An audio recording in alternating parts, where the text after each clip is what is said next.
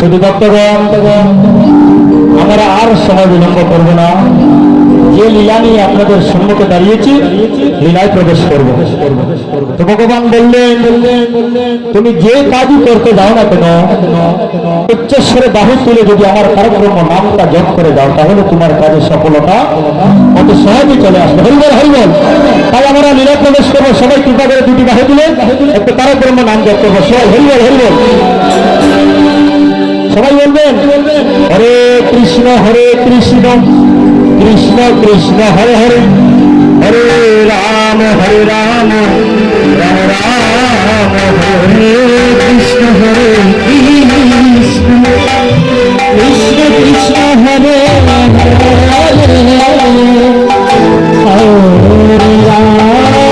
হরে রাম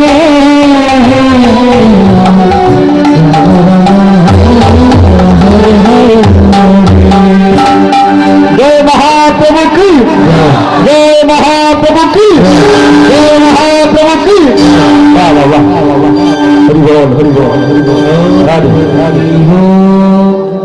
শুধু সজন মন্ডলী লীলা প্রবেশ করব। এর আগে দুটি কথা। আজ যে অঙ্গনে আমরা সবাই সমবেত হয়েছি,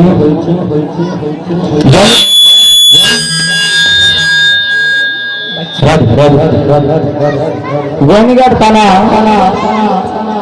গারোগ্রাম, যারা এই কীর্তনের আয়োজন করলেন, তারা দুই ভাই ছিলেন। তিনি ভাই,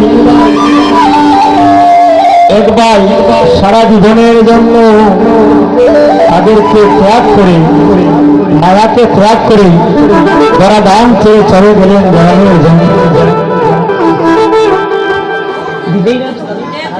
দুই ভাই সুলাল দে দুলাল দে অনেক কষ্ট করে ভক্তদের দাঁড়ে দাঁড়িয়ে গিয়ে ভিক্ষা করে এই মহাযজ্ঞের আয়োজন করেছে।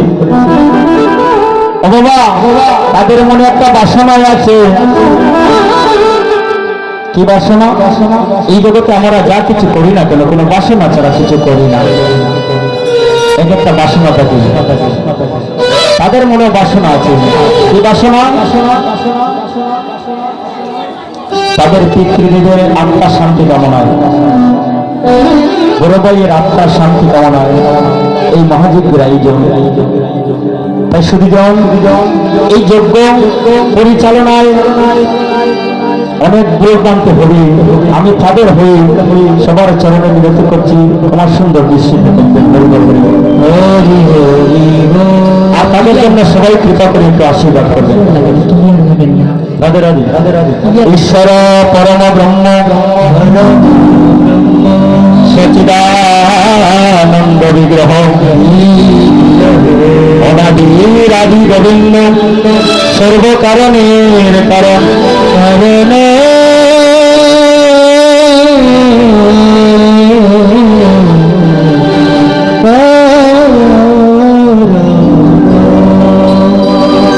সর্বকারণের কারণ শ্রী হট্টিয়ার প্রণজন দয়াল হরি শ্রীমান গৌরাঙ্গ মহাপ্রভু শ্রীরাম নবদ্বীপে কলিদ্বীপকে উদ্ধার করিবার জন্য নবদ্বীপে অবতীর্ণ হলেন নাম এবং প্রেম নিয়ে। মহাপ্রভু যে আসলেন আমরা সবাই জানি এবং সবাই বলি যে মহাপ্রভু দুই অঙ্গে এক অঙ্গে হইয়া আসলেন, বলি না?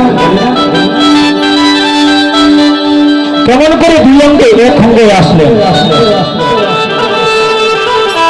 এবং বলি এক অঙ্গে রাধা আর এক অঙ্গে কৃষ্ণ।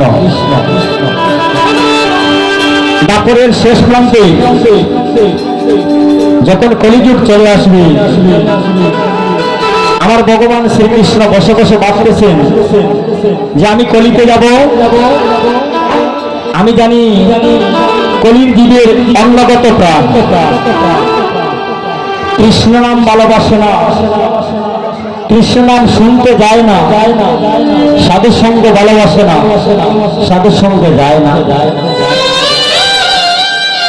এবং কলিযুগের পরমায়ু কম।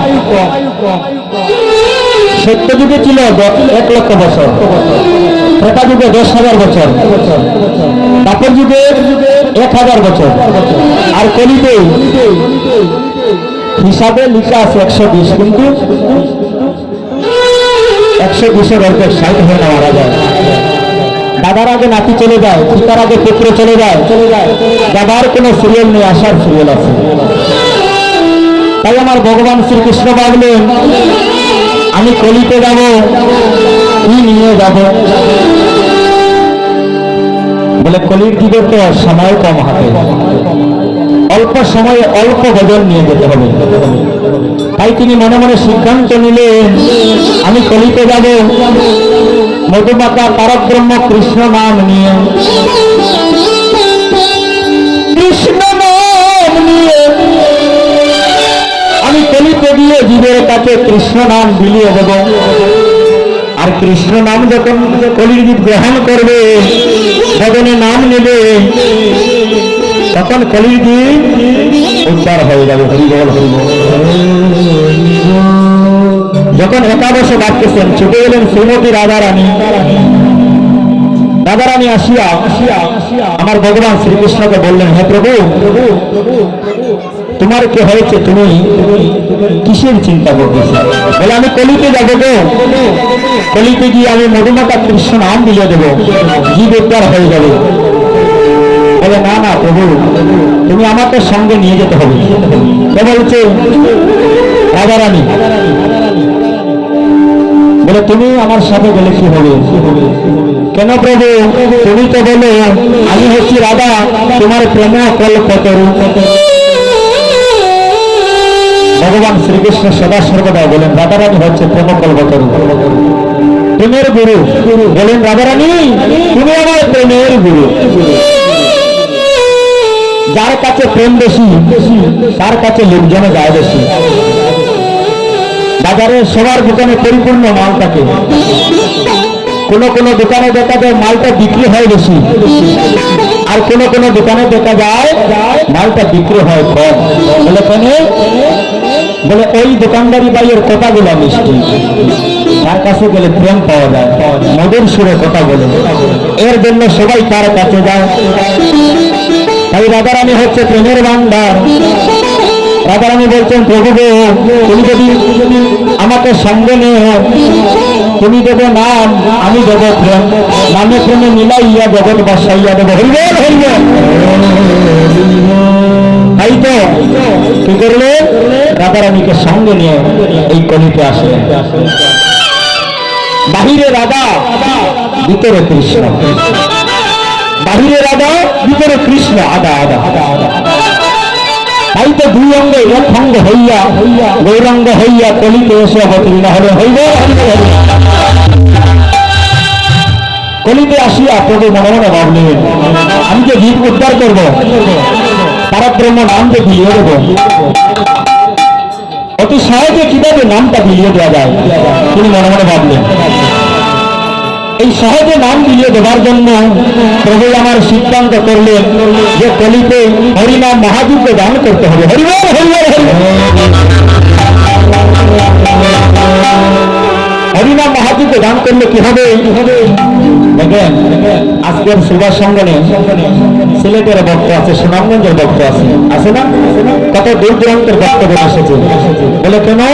বলে সেখানে সাধু সঙ্গের হাত বসবে, আমি সাধু সঙ্গ করবো, ভক্ত সঙ্গ করবো, এর জন্য সবাই ছুটে এসেছে।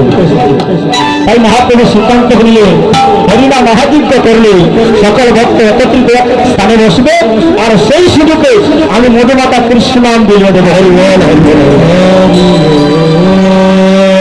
তাই তো মহাপ্রভু আজ নাম বিলিয়ে দেবার জন্য এই মধ্যাহ্ন সময়ে শ্রীবাস সঙ্গনে উপনীত হয়ে গেলেন। উপনীত হয়ে হরিবল হরিবল ধ্বনি করে নৃত্য করতেছেন। তাই তো প্রেমের মহাজন এক পাশে দাঁড়িয়ে বাদ দিলেন।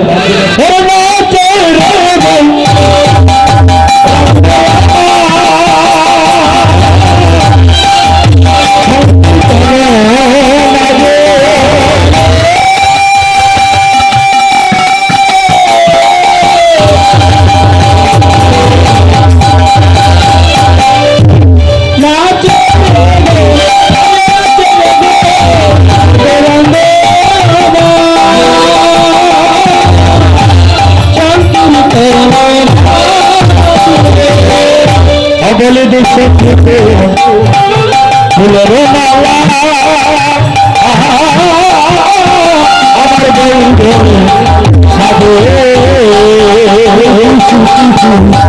ফুলের মালা